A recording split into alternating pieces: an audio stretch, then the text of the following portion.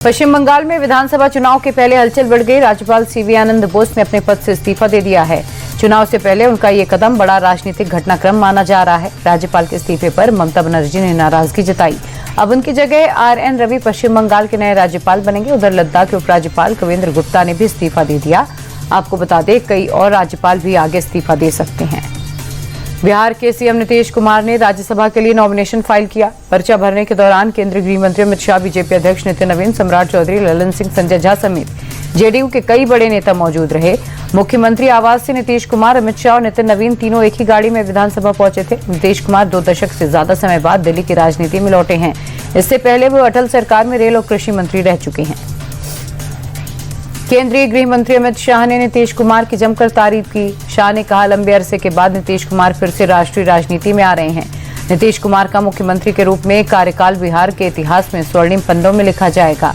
बिहार को जंगल राज से मुक्त कराने का काम किया। इतने लंबे कार्यकाल में उनके कुर्ते पर कभी दाग नहीं लगा।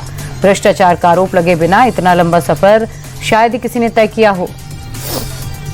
नीतीश कुमार के राज्यसभा में जाने के फैसले के बाद यह साफ हो गया, बिहार में पहली बार बीजेपी का सीएम होगा। सीएम पद के लिए नित्यानंद राय का नाम सबसे आगे है। यादव जाति से आने वाले नित्यानंद राय उजियारपुर सीट से सांसद हैं और केंद्रीय गृह राज्य मंत्री हैं। डिप्टी सीएम सम्राट चौधरी को भी सीएम पद के लिए प्रबल दावेदार के तौर पर देखा जा रहा है। डिप्टी सीएम के लिए नीतीश के बेटे निशांत कुमार का नाम लगभग फाइनल है।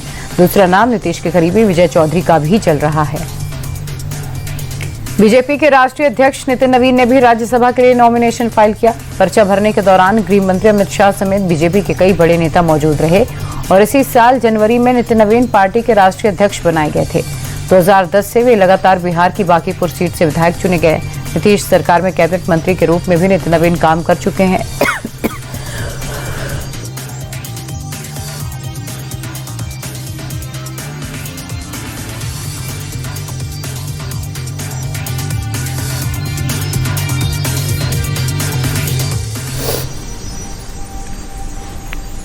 ईरान और इजरायल के बीच तनाव का असर पश्चिम एशिया के साथ ही यूरोप तक दिखाई दे रहा है और इसी बीच पीएम मोदी ने फ्रांस के राष्ट्रपति मैक्रो से फोन पर बात की। दोनों नेताओं के बीच मिडिल ईस्ट की स्थिति पर चर्चा हुई। बातचीत के दौरान पीएम मोदी ने कहा कि शांति और स्थिरता को जल्द से जल्द बहाल करने के लिए मिलकर काम करते रहना चाहिए। ईरान जंग का दायरा बढ़ता ही जा रहा है। ईरान ने अब अजरबैजान पर ड्रोन अटैक किया। ईरान ने अजरबैजान के नखचीवन एयरपोर्ट पर शाहिद 130 ड्रोन से अटैक किया। अजरबैजान के विदेश मंत्रालय ने बताया कि एक ड्रोन एयरपोर्ट के पास गिरा जबकि दूसरा स्कूल के पास। हालांकि ईरान ने अजरबैजान पर हमले से इंकार किया है। ईरान के डिप्टी विदेश मंत्री का कहना है, हम पड़ोसी देशों पर हमला नहीं कर रहे। नखचीवन में हुए एयर स्ट्राइक की जांच होनी चाहिए। मिडिल ईस्ट में छिड़ी जंग के बीच भारत ने ईरान के सुप्रीम लीडर अयातुल्लाह खामनेई की मौत पर शोक व्यक्त किया। दिल्ली स्थित ईरानी दूतावास में विदेश सचिव विक्रम मिस्री पहुंचे, जहां उन्होंने शोक पुस्तिका पर साइन किए। भारत के इस कदम को बड़ी कूटनीति के तौर पर देखा जा रहा है। आपको बता दें, इजरायल अमेरिका के हमले में ईरान के सुप्रीम लीडर खामनेई की मौत हुई थी, जिसके बाद से भारत समेत कई देशों में शिया समुदाय के लोग प्रदर्शन कर रहे हैं। मिडिल ईस्ट में महायुद्ध का 6वां दिन है। अमेरिका और इजरायल ईरान को मिटाने पर तुले हैं। ईरान भी भयंकर पलटवार कर रहा है। हर तरफ मिसाइल और ड्रोन अटैक के साथ सायरन की आवाज सुनाई दे रही है। और इसी बीच विदेश मंत्री एस जयशंकर ने ईरानी विदेश मंत्री अब्बास आरगची से फोन पर बात की है। वर्तमान हालात को लेकर दोनों के बीच चर्चा हुई। एस जयशंकर ने ओमान के विदेश मंत्री से बात की। मिडिल ईस्ट में छिड़ी जंग के बीच भारत के लिए बड़ी राहत की खबर है। भारत सरकार के सोर्सेज के मुताबिक देश में फिलहाल कच्चे तेल और गैस की कोई कमी नहीं है। भारत के पास स्टॉक अभी संतोषजनक है। भंडार को हर दिन रिफिल किया जा रहा है। सोर्सेज का कहना है कि तेल और गैस की सप्लाई के लिए भारत सरकार दूसरे सप्लायर के साथ भी बात कर रही है। ऑस्ट्रेलिया और कनाडा ने भारत को तेल बेचने की पेशकश की। महाराष्ट्र सरकार ने लंबे समय से लंबित धर्मांतरण विरोधी कानून को मंजूरी दे दी है। इस कानून के तहत जबरन धोखे या लालच लेकर कराए गए धर्मांतरण को गैर जमानती अपराध माना जाएगा। मंत्री नितेश राणे ने कहा, महाराष्ट्र में लंबे समय से धर्मांतरण विरोधी कानून की मांग हो रही थी। उन्हीं मांगों को ध्यान में रखते हुए सरकार ने महत्वपूर्ण कदम उठाया। एमपी के खंडवा में मस्जिद में पत्थरबाजी करने के मामले में पुलिस ने बड़ी कार्रवाई की। पुलिस ने जाकिर और वसीम नाम के 2 आरोपियों को गिरफ्तार कर लिया। गिरफ्तारी के बाद पुलिस ने दोनों आरोपियों का मस्जिद के सामने जुलूस निकाला। दरअसल मंगलवार रात लोग मस्जिद में नमाज पढ़ रहे थे, तभी आरोपियों ने पत्थरबाजी शुरू कर दी। अचानक हुए हमले से लोगों में दहशत फैल गई।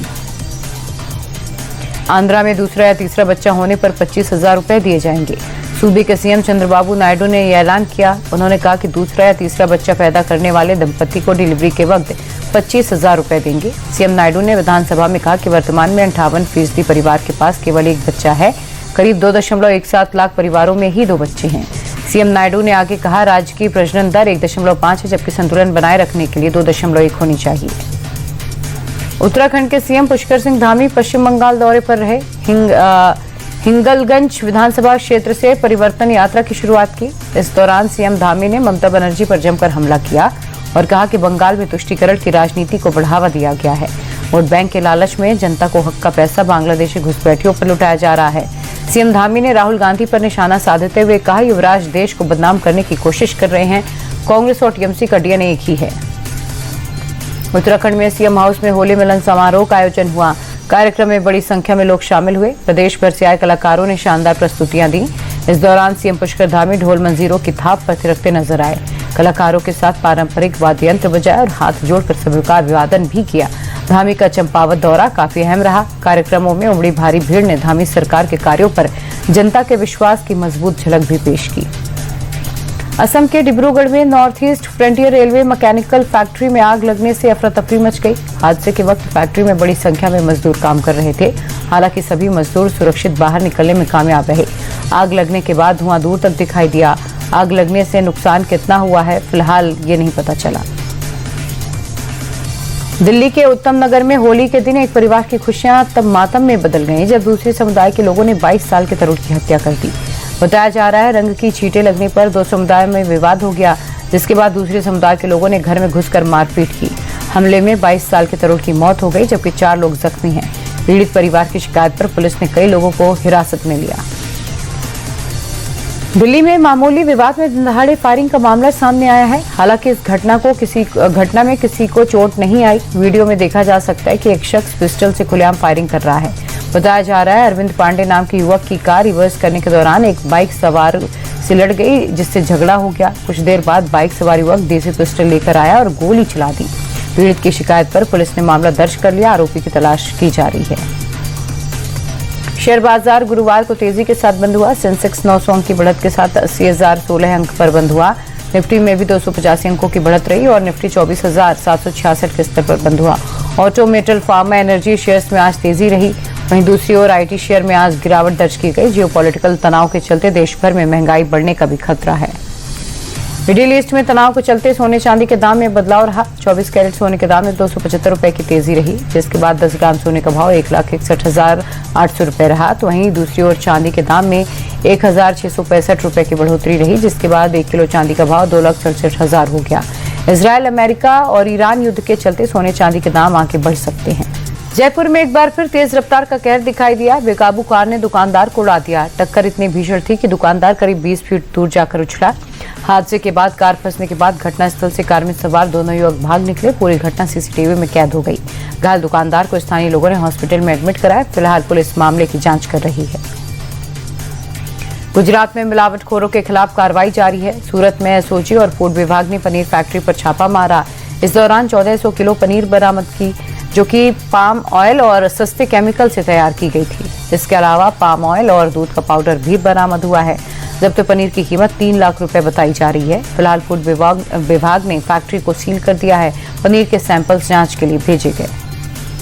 यूपी के हाथरस में हादसे की खौफनाक तस्वीरें सामने आई। बाइक सवार शख्स अपनी मां और बेटे के साथ जा रहा था, तभी सामने से तेज रफ्तार से आ रहे स्कॉर्पियो ने टक्कर मार दी। टक्कर इतनी भीषण थी कि बाइक सवार तीनों लोग करीब 20 फीट उछलकर दूर जा गिरे। हादसे में शख्स और उसकी मां की मौके पर ही मौत हो गई, जबकि बेटा गंभीर रूप से जख्मी हो गया। हादसे का वीडियो सामने आया है। फिलहाल पुलिस मामले की जांच कर रही है। यूपी के फिरोजाबाद में पेट्रोल पंप पर बाइक सवार की गुंडाई दिखाई दी। तेल भरवाने आए युवक ने कर्मचारी के साथ बेरहमी से मारपीट की। वीडियो में देखा जा सकता है, आरोपी युवक लात घूसों से पंप कर्मी की पिटाई कर रहा है। बीच बचाव करने आए पेट्रोल पंप मालिक के साथ भी मारपीट की गई। घटना फिरोजाबाद के टूंडला इलाके की है। फिलहाल वीडियो वायरल होने के बाद पुलिस आरोपियों की तलाश कर रही है। यूपी के गाजियाबाद में एक्स मुस्लिम सलीम वास्तविक पर हमले में पाकिस्तानी कनेक्शन सामने आया है। पाकिस्तानी यूट्यूबर हमाद बरकती ने धमकी दी थी। बरकती ने दावा किया था कि हम सलीम को गोली भी मार सकते थे, लेकिन सलीम को तड़पाने के लिए उसका गला रीता गया। बता दें, गुलफाम और जीशान ने सलीम वास्तविक की गर्दन पर चाकुओं से 14 वार किए थे। इस दौरान एक्स मुस्लिम सलीम छटपटाता रहा, लेकिन मुस्लिम आर्मी के ऑर्डर पर गुलफाम और जीशान वार करते रहे। साइबर अपराधियों के निशाने पर अब जनप्रतिनिधि भी आ गए। यूपी के सुल्तानपुर में बीजेपी एमएलसी को डिजिटल अरेस्ट करने की कोशिश की गई। ठगों ने खुद को मुंबई पुलिस और एटीएस का अधिकारी बताकर 1.5 घंटे तक अरेस्ट रखने की कोशिश की।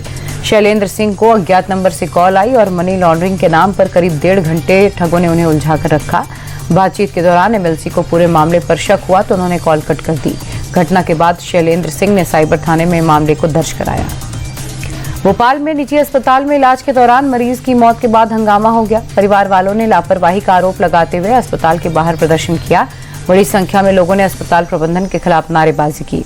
इस दौरान प्रदर्शनकारियों ने पुलिस पर पथराव कर दिया। कई पुलिसकर्मियों को चोट आई है, जिससे हालात तनावपूर्ण हो गए। कड़ी मशक्कत के बाद पुलिस ने भीड़ को काबू किया। कुछ लोगों को पुलिस ने हिरासत में भी लिया है।